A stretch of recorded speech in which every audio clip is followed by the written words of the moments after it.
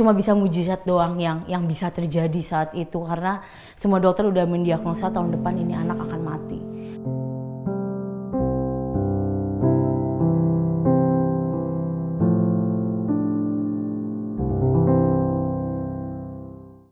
Halo semuanya, nama aku Jesslyn Audrey, biasanya dipanggil Jesslyn, dan aku seorang alumni tumor, teratoma, depresi, autoimun. Aku adalah seorang yang sangat energetik ya, sangat semangat, jarang sakit juga. Tiba-tiba di 2017, punggung kanan aku tiba-tiba sakit, dan sampai aku nggak bisa melakukan apapun. Yang bisa aku lakukan hanya tengkurap saja waktu itu. Dan akhirnya aku memutuskan untuk pergi ke dokter di salah satu rumah sakit di Bandung. Dan ketika aku melakukan pengecekan, dokter mengatakan ada sesuatu asing di dekat usus 12 jari dan pankreasku. Singkat cerita, akhirnya aku diberi surat rujukan oleh dokter dan aku memutuskan untuk melakukan CT scan.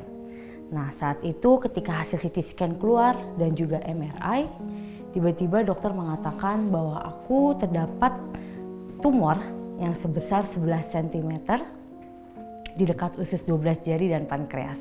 Dan juga ada teratoma di ovarium kiri sebesar 8 cm.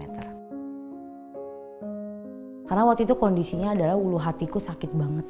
Jadi ulu hati ditekan dari belakang, tapi dari belakang ada yang neken juga ke depan. Jadi badan aku kayak kepres. Aku sering juga bolak-balik ke rumah sakit dengan keluhan yang sama, yaitu ulu hati. Nah, mungkin waktu itu beberapa perawat di rumah sakit dan dokter mengatakan kalau misalkan, oh mungkin ini mah kali ya, mungkin seperti anak-anak muda zaman sekarang. Tapi itu terus lambat laun terus sampai sekitar mungkin ada 10 kali aku bolak-balik gitu. Dan di sana juga perawat bilang ini bukan hal yang biasa-biasa aja nih, masa datang ke rumah sakit dengan diagnosa yang sama dan dengan obat yang sama.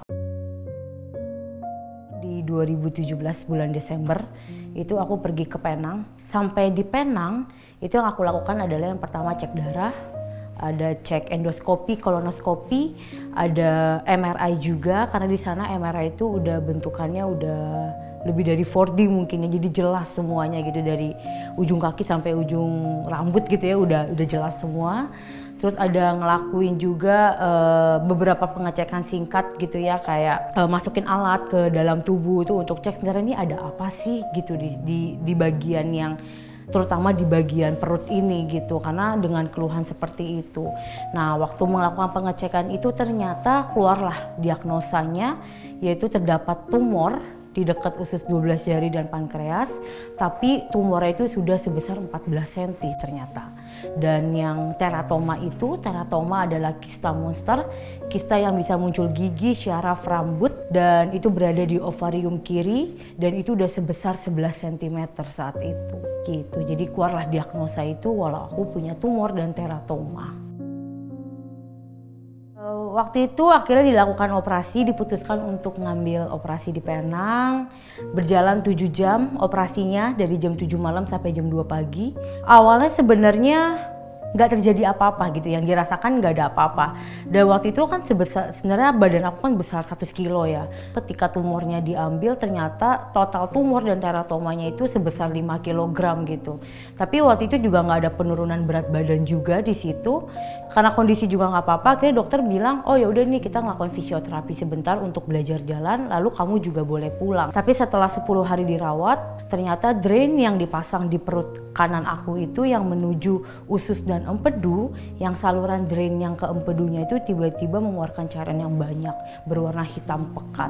Orang normal bisa sekitar 5-10 ml per hari, sedangkan punya aku bisa sampai 1 liter waktu itu. Dokter bilang ini nggak boleh untuk dilepas, karena ketika itu dilepas aku kemungkinan bisa menjadi keracunan. Dokter memutuskan harus dirawat sebenarnya saat itu di Penang. Tapi karena satu dan lain hal, aku harus balik ke Indonesia. Akhirnya waktu itu kita mengambil flight lah, dengan pulang ke Indonesia langsung masuk ke rumah sakit karena aku harus mengambil cairan ya, dari infusan yang nggak bisa aku peroleh gitu dari makanan-makanan yang seharusnya aku bisa makan waktu itu. akhirnya dilakukanlah CT scan itu dan keluarlah hasilnya. Ternyata saluran empeduku itu terpotong, menyebabkan cairan empedunya bocor. Beberapa cairan yang ada di saluran empedu itu juga naik ke atas lambung, yang menyebabkan waktu itu seluruh badan tuh menjadi kuning seperti orang hepatitis. Tapi ketika aku melakukan pengecekan hepatitis A, B, dan C ternyata negatif gitu. Jadi dokter mempertanyakan ini tuh kenapa. Nah akhirnya waktu itu diputuskanlah sama dokter bahwa benar ini adalah saluran empedunya terpotong akibat operasi yang di Penang. Itu salah satu cara yang harus diambil dokter waktu itu adalah pemasangan stent untuk mengalirkan cairan tersebut supaya cairan empedunya itu tidak naik ke lambung lagi. Aku bisa bilang itu adalah salah satu titik di mana banyak diagnosa baru yang aku dapetin waktu itu. Ada batu ginjal, batu empedu, pankreas aku rusak 100%, ada pendarahan lambung juga, paru-paruku kena. Di 2018 aku didiagnosa terkena autoimun, dan di 2019 aku tiba-tiba autoimun aku menjadi sembuh tanpa obat sedikit pun.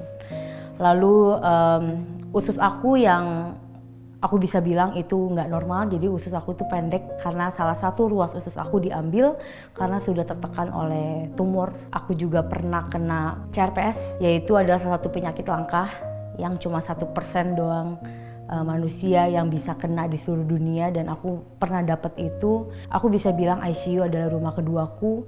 Aku bisa datang ke sana seminggu sekali, 2 minggu sekali, sebulan sekali, dan juga banyak tindakan medis yang harus aku dapatkan untuk muter ke beberapa dokter juga di Indonesia karena terlalu tinggi fungsi livernya, SGOT, SGPT, dan gamma GT-nya. Orang normal mungkin sekitar 20-30, punya aku bisa sampai ribuan, pernah sampai 1.700. Dan karena banyak komplikasi itu terjadi, muncul juga beberapa penyakit ya, jadi komplikasi seperti gula darah aku juga pernah sampai 700, yang sebenarnya orang normal itu cuma sekitar 100-200. Nah waktu itu dokter udah mengatakan kita udah give up sama anak ini. Aku sendiri kayak, wah berarti umur aku udah nggak lama lagi dong. Cuma bisa mujizat doang yang bisa terjadi saat itu, karena semua dokter udah mendiagnosa tahun depan ini anak akan mati. Karena obat-obatannya juga bukan untuk menyembuhkan, tapi hanya untuk meminimalisir aja. Obat-obat narkotik, obat-obat morfin, obat-obat yang ditempel, diminum, sampai semua obat itu menjadi resisten di aku, dan obat-obatnya itu harus dimasukkan lewat tulang punggung aku dengan cara disuntik. Selain itu juga mental aku juga kena waktu itu. Aku sempat didiagnosa depresi juga. Beberapa psikolog juga mengatakan bahwa gejala-gejala aku itu udah mencapai dan udah bisa didiagnosa seperti diagnosa depresi berat dan juga frustasi. Di situ aku merasa kayak aku nggak tahu hidup aku ke depan itu untuk apa gitu. Besok hidup untuk apa tuh aku benar-benar nggak tahu. Yang aku tahu adalah besok hanya mengulang kesakit yang sama. Untuk aku pribadi, aku nggak pernah berpikir untuk aku bisa mengakhiri hidup. Tapi namanya manusia, kita bisa merasakan capek, kita bisa merasakan stuck, kita bisa merasakan kok kayak gini ya. Kayak punya keinginan untuk Tuhan, kalau misalkan aku emang udah gitu ya, silakan ambil gitu. Aku udah sampai ke titik itu yang aku nggak tahu lagi hidup aku untuk kedepannya itu seperti apa dan untuk apa hidup aku waktu itu. Support dari keluarga itu sangat minim. Ibu tiri aku juga yang tidak mengurus aku. Kakak laki-lakiku yang seharusnya bisa menjadi kakak, tapi dia juga acuh tak acuh dengan aku. Contoh singkatnya, waktu aku hanya tinggal berdua sama koko aku, kakak laki-laki aku. Di situ aku lagi kambuh penyakitnya di sekitar mungkin 2019 atau 2020, dan saat itu malam-malam pukul 2 atau 3 pagi aku lagi kambuh dan aku harus ke rumah sakit waktu itu untuk mendapatkan painkiller dan penanganan medis waktu itu. Di situ Aku ketuk pintu kamarnya dan dia sama sekali nggak ngerespon. Jadi aku di situ ya aku harus stand berdiri sendiri gitu ya untuk ngelakuin semuanya. Jadi aku bisa bilang apa yang aku jalani selama sakit ini sangat-sangat tidak mendapatkan support dari keluarga saat itu. Titik terendah. Titik terendah itu 2021, khususnya bulan Oktober waktu itu. Kenapa aku bisa bilang itu titik yang paling terendah, yang benar-benar hidup aku tuh runtuh.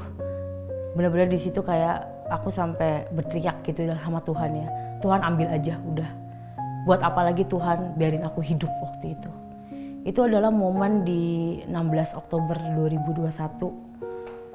Itu aku sedang pemulihan H+3 setelah aku melakukan operasi besar di salah satu rumah sakit di Jakarta. Di 16 Oktober 2021, pagi harinya aku didiagnosa pendarahan lambung. Karena udah banyak infeksi dan banyak pendarahan di dalam sehingga HB ku ngedrop sampai ke 6 dan 7. Dan di malam harinya aku dikabarkan bahwa papaku meninggal. Di situ saat aku baca itu kayak aku bilang, udah Tuhan, udah selesai gitu. Kayak buat apa lagi orang yang paling care sama aku. Walaupun aku punya hubungan yang gak baik sebelum dia gak ada.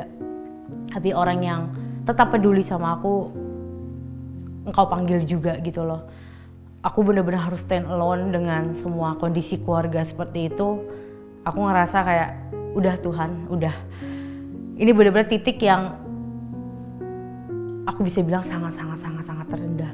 Dan di situ di 16 Oktober itu aku mutusin untuk keluar paksa dari rumah sakit dengan kondisi lemas. Aku tertati-tati sampai ke rumah duka. Dan aku datang gitu kayak untuk Didi ini Jesslyn gitu. Hancur banget, hati aku hancur banget gitu, kayak aku benar-benar harus hadepin dunia aku benar-benar mulai dari itu sendiri gitu.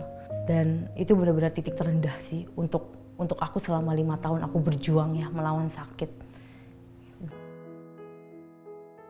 Kenapa aku bisa bangkit dan aku bisa seperti sekarang, seperti Jessina sekarang. Satu-satunya adalah jawabannya Tuhan Yesus. Dengan hidup aku sekarang aja itu adalah hidup kedua, hidup dari mujizat yang Tuhan kasih. Tanpa Tuhan aku yakin aku nggak di sini sekarang karena aku surrender and trust in God gitu. Sakit penyakit itu bukan dari Tuhan dan ini bukan ujian dari Tuhan, tapi ini adalah proses yang Tuhan izinkan terjadi supaya aku tahu di balik itu Tuhan punya rencana yang besar untuk aku. Tapi mungkin pemahaman ini nggak bisa aku pikirkan ya saat itu ya. Aku harus berjuang, aku nggak tahu berjuang untuk apa. Aku mengejar waktu pun aku juga nggak tahu waktu aku untuk apa saat itu. Deep inside in my heart kayak Tuhan belum bilang ini it's done gitu. Jadi aku percaya engkau nggak berhenti di sini Jess, karena ketika kamu disembuhkan, aku percaya kamu juga bisa menyembuhkan orang-orang yang membutuhkan juga. Dan aku tahu ketika Tuhan kasih satu mujizat ke aku untuk mujizat kesembuhan, aku percaya mujizat itu nggak berhenti di aku. Tapi mujizat itu juga bisa dirasakan ketika engkau percaya bahwa Tuhan bekerja dalam hidupmu. Untuk Jesslyn di 2017 ya, atau mungkin kalau 5 tahun 2019 kali ya. Engkau pasti di sana tuh nggak bisa melihat apa yang akan terjadi di kedepannya. Even aku yakin kamu nggak akan bisa punya satu pikiran kamu akan sembuh. Tapi percaya proses ini yang akan membentuk kamu, dan kamu harus percaya bahwa apapun yang terjadi itu adalah suatu kebaikan dan bukan suatu kebetulan. Bukan suatu kebetulan kalau Tuhan pilih kamu untuk jalanin ini. Karena aku percaya dengan hidupmu yang nanti akan kamu lakukan ya Jess. Itu pasti ada sesuatu yang besar yang Tuhan mau kerjakan dalam hidupmu. Jangan pernah merasa kecil dan menyerah. Karena apapun yang terjadi, kamu harus lewatin proses itu. Kamu nggak boleh skip. Tapi percaya Tuhan bisa mempercepat proses itu. Untuk teman-teman semua yang ada di luar sana, kamu lagi berjuang dengan sakitmu dan gak pernah nemuin jalan keluar. Kamu datang ke semua dokter yang menurut orang bagus. Kamu coba untuk minum obat ini, obat itu, dan ternyata hasilnya juga nihil. Aku pernah ada di sana. Aku tahu rasanya seperti apa. Kalau kamu percaya kamu bisa sembuh, kamu percaya kamu bisa keluar dari apapun masalah yang sedang kamu gumuli. Percaya ketika kamu menyerahkan itu semua dan kamu mau taat dengan apa yang Tuhan mau kerjakan dalam hidupmu dan melihat itu proses yang harus kamu jalanin. Jangan pernah ngerasa untuk mengakhiri hidup karena itu bukan jalan keluar. Dan aku percaya pemulihan dan kesembuhan itu dan terutama mujizat. Mujizat itu nyata dan aku percaya bahwa engkau pasti akan sembuh. Itu dari aku. Untuk aku yang sekarang, terima kasih udah berjuang selama 5 tahun ini.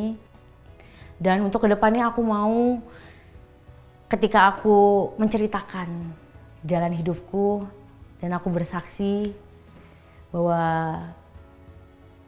aku di sini karena Tuhan dan apapun yang akan aku lakukan ke depannya itu bisa memberkati banyak orang yang mendengarkan, bisa menimbulkan semangat yang baru, api yang baru untuk melihat sebuah masalah dari point of view yang berbeda. Jadi congratulations for me udah stand dan berjuang dan bertahan sampai sini. Dan terus mengandalkan Tuhan di setiap apapun yang kamu lakukan ke depannya.